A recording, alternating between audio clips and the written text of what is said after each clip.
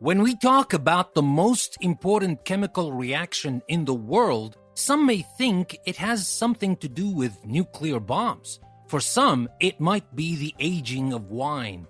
And some romantic people might call love the most important chemical reaction in the world, whether they mean it literally or figuratively.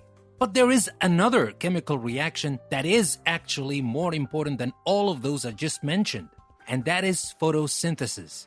Photosynthesis is indeed the most important chemical reaction in the world because it is hard to imagine life without it. And photosynthesis is our topic for today in a new Word Power episode from English Plus Podcast. This is your host, Danny. Welcome to the show.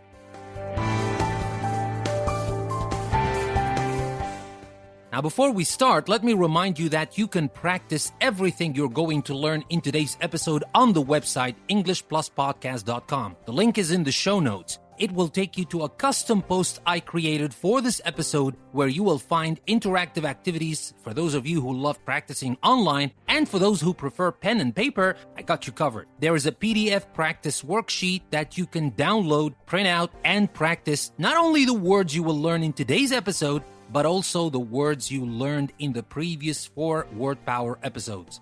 But I have to tell you that Word Power posts on the website are available for free only for 1 week, and they become patron-only posts, so don't waste any time and use this opportunity to take your English to the next level. And if you would like to access these posts and many other patron-only content on the website, all you need to do is to become a patron on Patreon, and you will have access to great learning opportunities. And let me tell you a little about Patreon for those of you who might be unsure of what it is. It is a place where you can pledge a monthly amount to support your favorite content creator and get exclusive benefits in return. It's a completely safe website, and you can become a patron for as long as you want, which means you can cancel your pledge anytime you want. So there's no risk in trying it out and getting all these benefits, and at the same time, you'll be supporting me as a content creator and helping me keep the show go on. The link is also in the show notes, so take the link, become a patron today, and enjoy all the benefits that come with your becoming a patron on Patreon.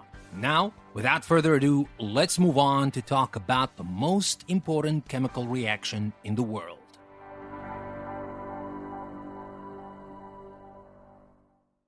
After the cold gray of winter, spring brings a sense of freshness and renewal.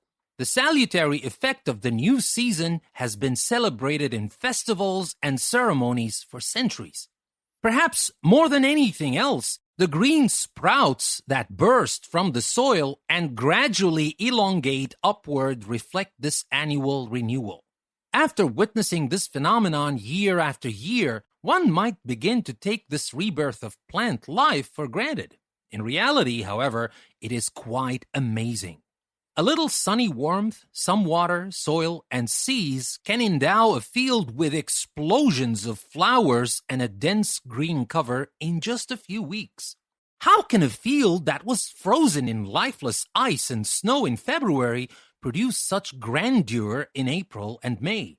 How can an orchard that was bleak and bare in March produce bushels of fruit in September? And how does the harvest of this growth sustain almost all other life on Earth all year round? These questions address the very core of life itself. Almost all life on Earth is powered by energy imparted by the sun. Living things that make their own food, such as plants, are called autotrophs. These autotrophs capture energy from the sun and use it directly or store it for future use. Other organisms called heterotrophs eat autotrophs and extract the energy and nutrients stored in their cells. Thus, directly or indirectly, the energy that powers almost all life is derived from the sun. But what allows plants to change sunlight into the stuff of life? Within the cells of plants are chemicals that cause reactions to take place. In this case, the key chemical is chlorophyll. It is critical to the most important chemical reaction in the living world, photosynthesis. During this seemingly simple reaction, solar energy and chlorophyll cause the carbon dioxide and water in the atmosphere to combine and form sugar and oxygen. But the reaction is not really as simple as it seems, for there are a number of steps. First, a series of steps called the light reactions bind the energy of light into molecules that are later used to build sugar molecules. The solar energy is absorbed by chlorophyll and converted into chemical energy stored in the bonds of an intermediate compound. During this phase, water is decomposed, ultimately giving off oxygen and leaving hydrogen ions behind. This oxygen is then accessible to you and all other living things. Other steps in the process of photosynthesis do not require light energy and are therefore called the dark reactions.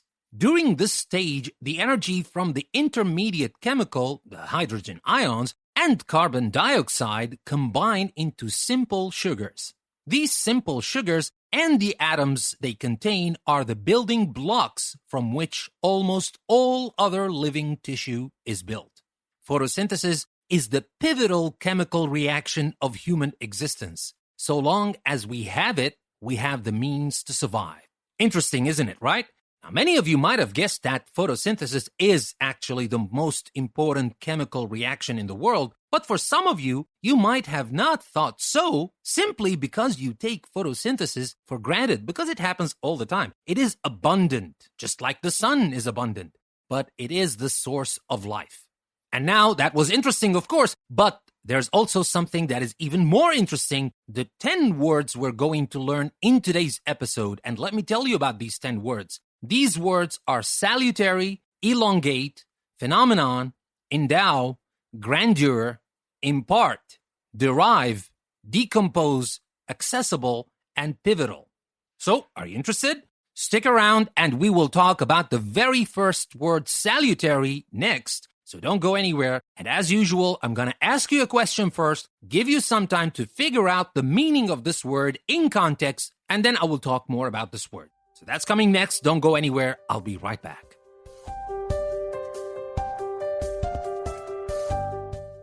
So let's start with our very first word, salutary. S-A-L-U-T-A-R-Y.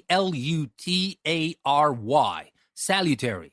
Now, of course, let's remember how we used this word in context. We said, after the cold gray of winter, spring brings a sense of freshness and renewal. The salutary effect of the new season has been celebrated in festivals and ceremonies for centuries. So what is the meaning of salutary? Which word do you think could best replace salutary in this context? Can we use demoralizing, confusing, religious, or beneficial? What do you think the answer is? Think about it, and I'll be right back with the answer.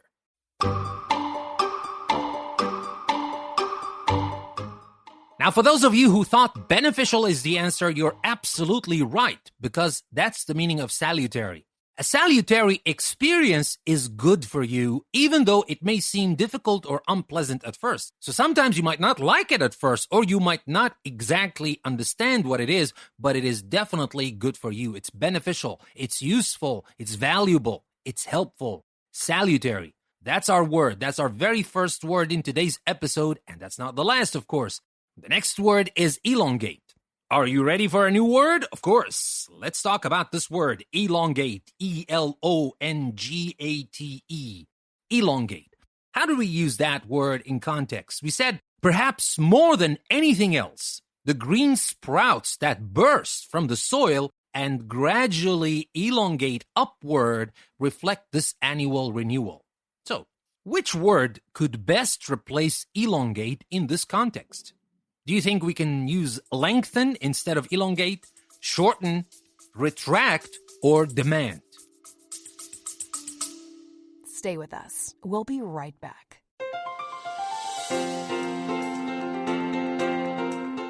Looking to enhance your English skills while exploring a world of knowledge? Then English Plus Podcast website is just for you. Dive into diverse topics ranging from science to literature, history to business, and myths to modern insights. Each episode from our podcast or article from our magazine is a journey of learning and discovery, designed to not only improve your language skills, but also broaden your understanding of the world. Join us at English Plus Podcast, where language meets limitless learning. Tune in today and take your English to the next level. Visit EnglishPlusPodcast.com to start your journey. English Plus Podcast, language, learning, enlightenment. Never stop learning with English Plus.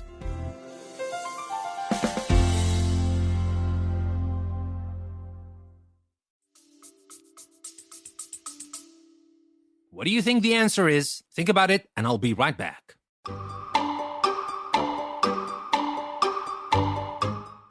Now, for those of you who thought lengthen is the answer, you're absolutely right. If you elongate something, or if it elongates, you stretch it so that it becomes longer. So it's simply lengthen or extend or stretch, or simply just make longer. That's the meaning of elongate. And it's kind of quite simple because you might have guessed it from the word itself, elongate, so it has to do with making something longer.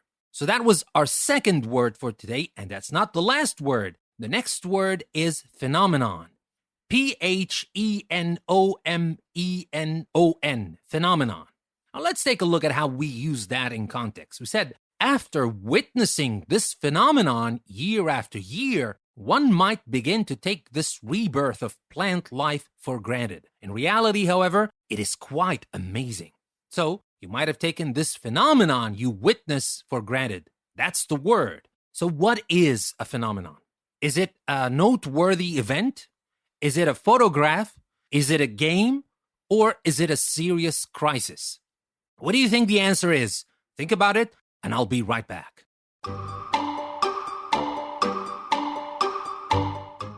Now, for those of you who thought noteworthy event, you're absolutely right, because that's what a phenomenon is. A phenomenon is something that is observed to happen or exist, and we usually use it to talk about remarkable things, noteworthy events, not just like any event. Although I have to say that phenomenon basically means any event you observe. But we usually use it for exceptional events, for noteworthy events, and that's why we can use the adjective to talk about those noteworthy events and say phenomenal.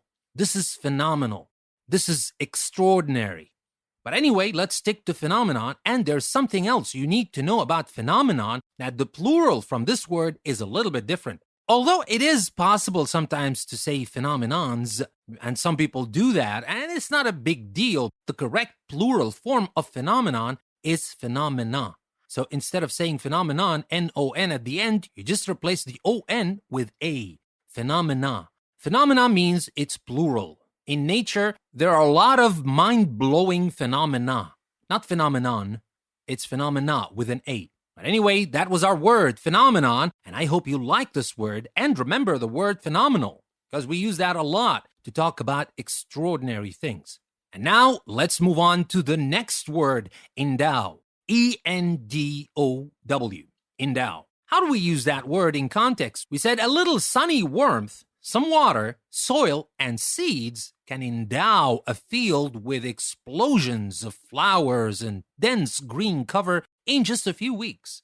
So, that is our word. What does it mean? What does endow mean? Does it mean take away?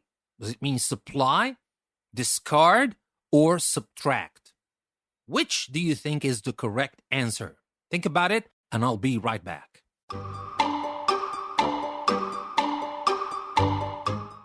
Now, for those of you who thought supply is the answer, you're absolutely right. If you endow something with a particular feature or quality, you provide it with that feature or quality. You imbue it with that feature or quality. You supply it with that feature or quality. You provide this feature or quality. That's the meaning of endow. It is a little bit formal, I know, but you can use that in your writing as well. Because remember, not all the vocabulary you use is going to be used in speaking only. You need vocabulary both for your speaking and writing. And that is a new word we learned today, endow. And let's move on to the next word, grandeur.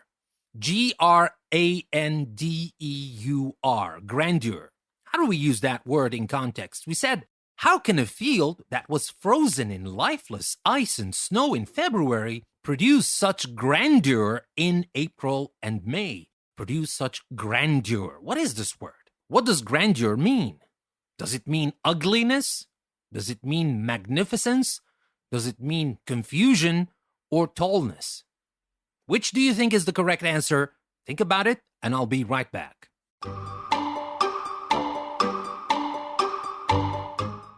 Now, for those of you who thought magnificence is the answer, you're absolutely right. If something such as a building or a piece of scenery has grandeur, it is impressive because of its size, its beauty, or its power. Grandeur. That's what we're talking about, and we're talking about the grandeur in nature, the grandeur of spring, the magnificence of spring, how impressive spring is, the grandeur of spring in April and May. So that was our word, grandeur, and now for the next word, impart. I-M-P-A-R-T. How do we use that word in context? We said these questions address the very core of life itself. Almost all life on Earth is powered by energy imparted by the sun. So, you have the word impart here. Which word or words do you think could best replace imparted in this context? Can we use given instead, removed, taken away, or concealed? Imparted. Is it given, removed, taken away, or concealed? Which do you think is the correct answer? Think about it, and I'll be right back.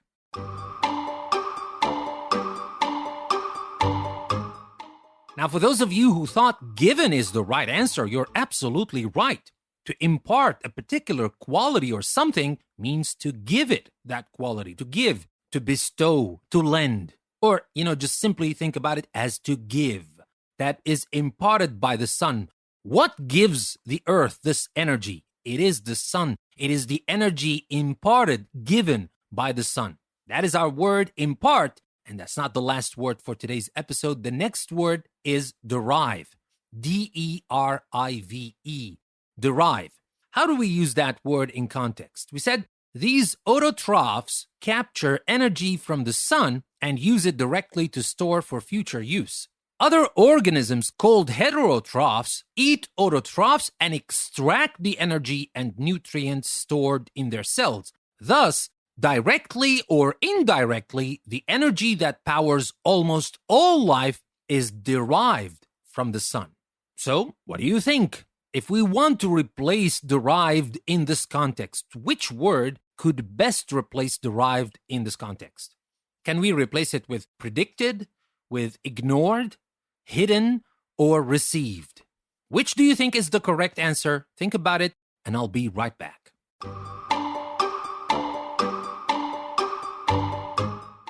Now, for those of you who thought received is the correct answer, you're absolutely right. If you say that something such as a word or feeling or power or life, like in our context here, is derived from something else, you mean that it comes from that thing. It is extracted from that thing. It is received. It is collected from that thing. That's the meaning of derived. We still have a couple of words to go, so don't go anywhere. Next, we're going to talk about decompose. D-E-C-O-M-P-O-S-E. Decompose. Now let's see how we use that word in context. We said the solar energy is absorbed by chlorophyll and converted into chemical energy stored in the bonds of an intermediate compound. During this phase, water is decomposed, ultimately giving off oxygen and leaving hydrogen ions behind. This oxygen is then accessible to you and other living things. So here, the word is decomposed. Water is decomposed during this phase. What does it mean? What is the meaning of decompose? Which word or words do you think could best replace decomposed in this context? Can we use built, written down, broken down, or assembled? Which do you think is the correct answer? Think about it, and I'll be right back.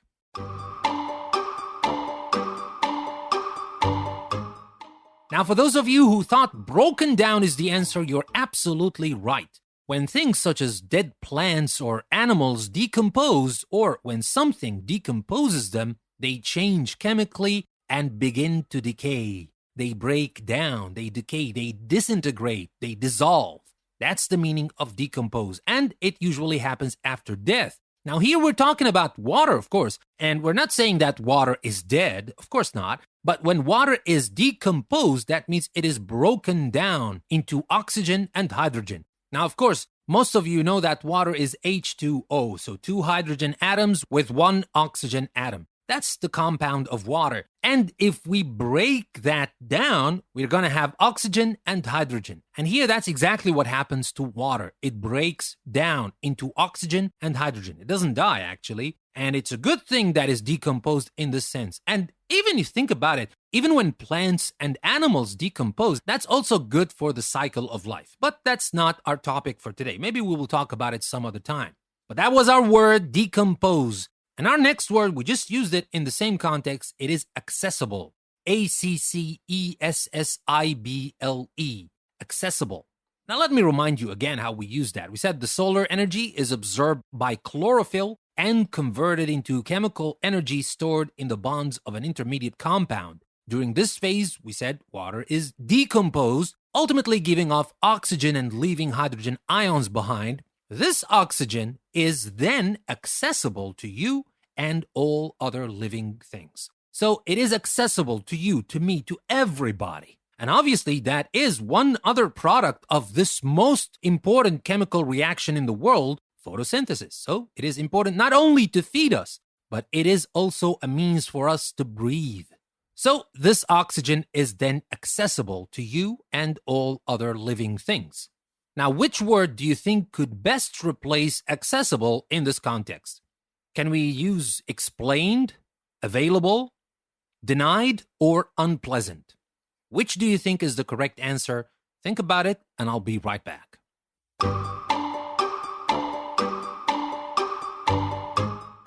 Now, for those of you who thought available is the answer, you're absolutely right. If something is accessible to people, they can easily use it or obtain it. It is available. It is ready. It is convenient. It is possible. And of course, it is available for us. And who, or actually what helps oxygen become more abundant in our atmosphere?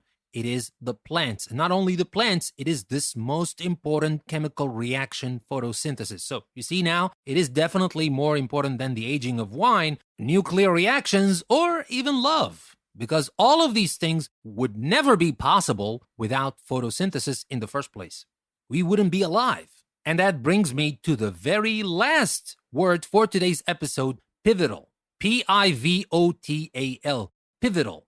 Now let's see how we use that in context. We said photosynthesis is the pivotal chemical reaction of human existence. So long as we have it, we have the means to survive.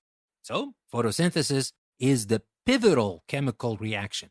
So what do you think this pivotal means in this context? Does it mean extremely important? Does it mean unnecessary? Does it mean sensible?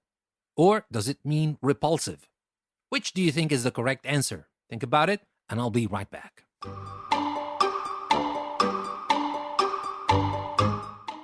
Now, for those of you who thought extremely important is the answer, you're absolutely right. A pivotal role, point, or figure in something is one that is very important and affects the success of that thing. Without this person, this thing, it would be a complete failure, or whatever it is. And in this case, life would be a complete failure. Human existence would be a complete failure. Wouldn't exist in the first place.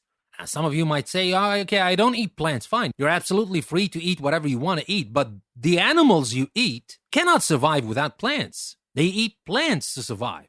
So it is definitely the source of life. It is crucial. It is central. It is vital. It is pivotal. That was our word, and that was the last word for today's episode. Let me remind you again. The words we talked about were salutary, elongate, phenomenon, endow, grandeur, impart, derive, decompose, accessible, and pivotal. And with these words, we come to the end of today's episode. Let me remind you again that it is great what you've learned so far. And I'm pretty sure that you can say to yourselves that, yeah, I understand these words. Whether you already knew them before or you learned some new words, or if you learned some new layers of meaning for some of these words, that's all good. But trust me, you will forget most of what you learned in today's episode in a couple of days if you don't practice. So if you want to keep these words in your active vocabulary bank for as long as you live, you need to practice these words. And this thing is very easy because I got you covered. I created a custom post on my website, EnglishPlusPodcast.com. The link is in the show notes. If you take this link, you can go to the post. It's going to stay free for a whole week, so you can access it for free. Or later, if you want to access it, you will need to be a patron on Patreon, but you can access it now for free, and you can find everything you need to practice. There are interactive activities that you can use if you prefer to do things online and you don't like pen and paper. It's up to you. I have that in the post. And for those of you who prefer pen and paper, remember there's the PDF practice worksheet where you can download it, print it out, and practice not only the words we learned today, but also the words we learned in the previous 4 Word Power episodes. So what are you waiting for? Take this link, go to my website, and take your English with it to the next level. And of course, if you want to benefit from all the patron-only posts and content on the website, become a patron on Patreon. And as I mentioned earlier, it's a completely safe website and you can pledge any amount. You don't have long-time commitment. It's a monthly commitment and you can cancel it anytime if you feel that it's not right for you. But trust me, when you see the many benefits you get when you become a patron, you will know that it's completely worth it. And at the same time, by doing that, you'll be supporting me as a content creator and you'll be supporting English Plus Podcast and helping the show go on. Now, with that being said, we've come to the end of today's episode. Thank you very much for listening to another Word Power episode. This is your host, Danny. I will see you next time.